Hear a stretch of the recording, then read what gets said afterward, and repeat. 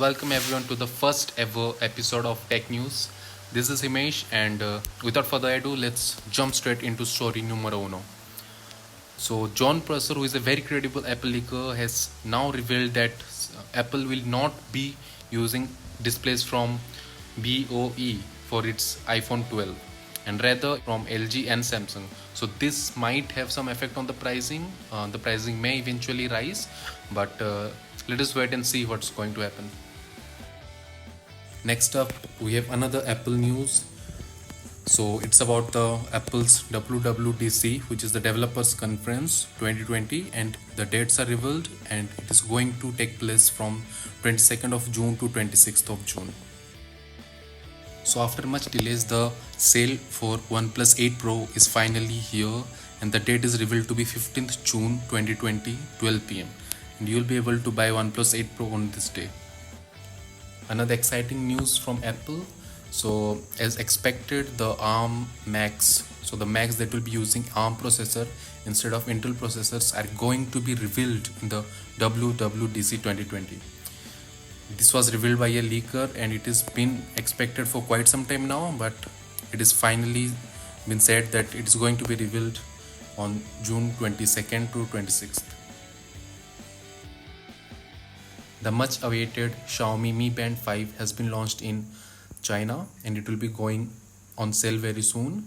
It has a larger OLED display, better heart rate monitoring, and magnetic charging.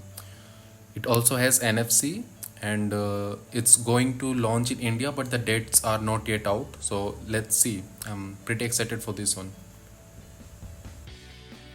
Motorola is back with another handset.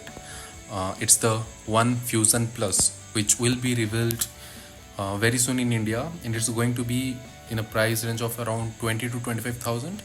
It's going to have a pop-up camera as well as Snapdragon 730. Xiaomi has launched its 30,000 mAh power bank. It has two full-size USB-A ports, one USB-C and one micro USB.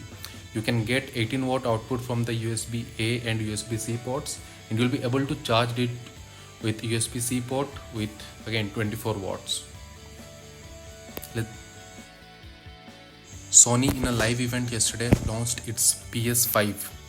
The hardware as well as the gameplays has been revealed, and you'll be able to buy it this year in the holiday season.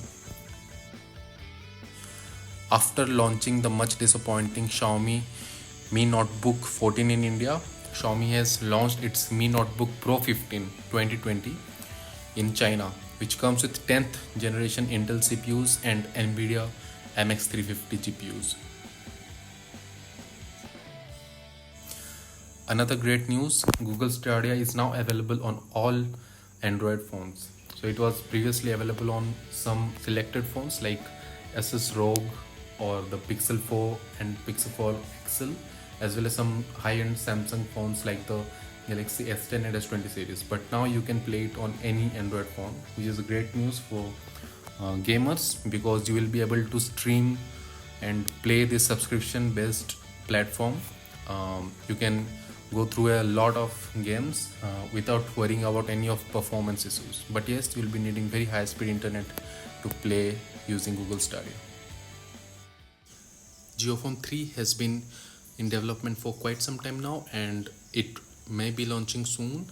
It is expected to come with a touchscreen display in a price of around 4,000 to 5,000. That's all. Thank you.